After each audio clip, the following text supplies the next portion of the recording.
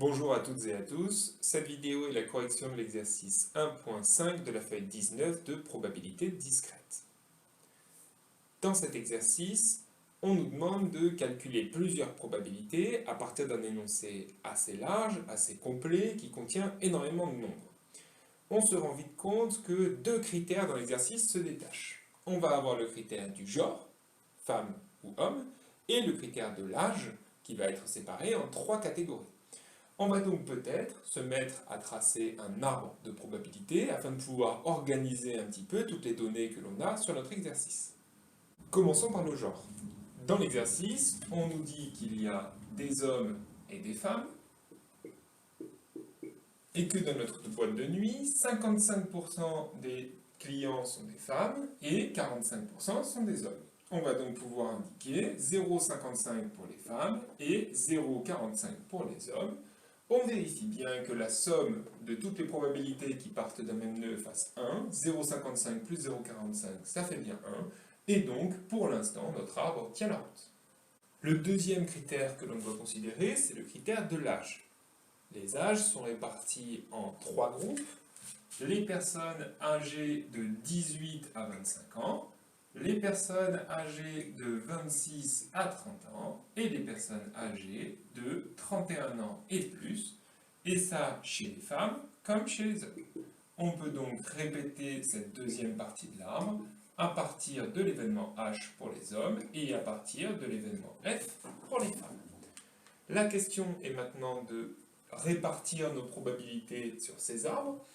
On lit dans l'énoncé que chez les hommes, on a une première répartition qui est de 60% pour le premier groupe, 20% pour le deuxième groupe et 20% pour le troisième groupe, et que chez les femmes, la répartition est un petit peu différente, 50% pour le premier groupe, 35% pour le deuxième groupe et 15% pour le dernier groupe.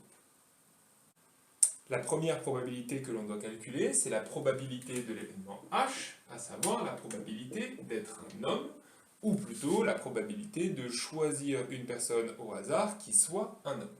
Cette probabilité, on peut la lire directement dans notre arbre. Il s'agit de la branche qui amène au seul événement H de mon arbre, à savoir 0,45. La deuxième probabilité que l'on veut calculer, c'est la probabilité de l'événement J. L'événement J étant, on choisit une personne âgée de 30 ans ou moins.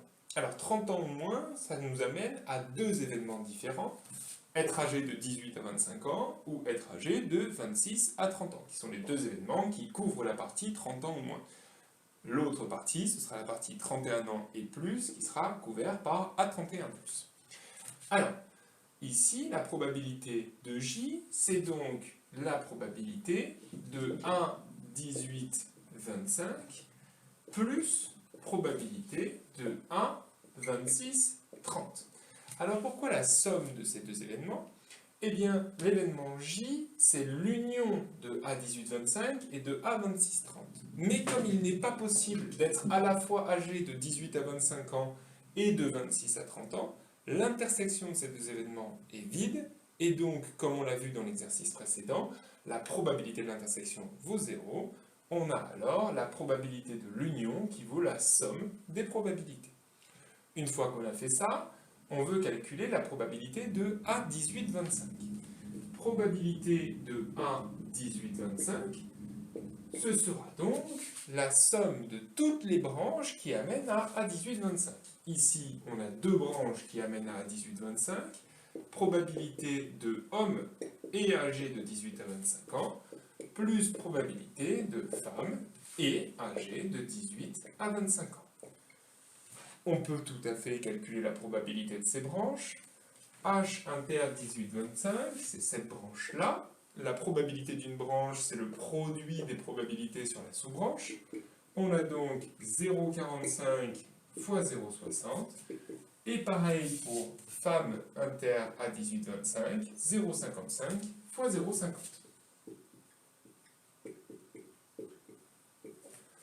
Lorsqu'on fait ici les calculs, on a 0,27 pour H inter à 18-25 et 0,275 pour F inter à 18-25. En faisant la somme, on obtient 0,545 qui sera donc la probabilité d'être âgé de 18 à 25 ans. Mais ce n'est pas la seule probabilité dont on a besoin. On a aussi besoin de la probabilité d'être âgé de 26 à 30 ans.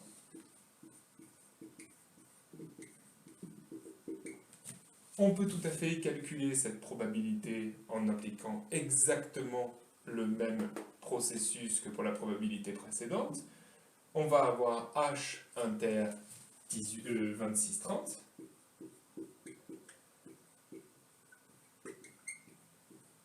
plus P de F inter A 26-30. Et on peut faire exactement le même type de calcul. Ici, 0,45 fois 0,20. Et ici, 0,55 fois 0,35.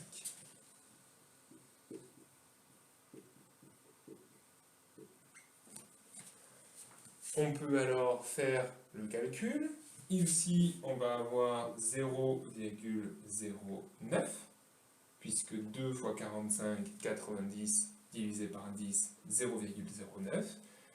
Et ici, on va avoir la moitié de 0,35, c'est-à-dire 0,175, plus un dixième de ça, 0,0175. Et donc finalement, en faisant la somme de tout ça, on a 0, on aura un 5 en quatrième position, 7 et 5, 12, je retiens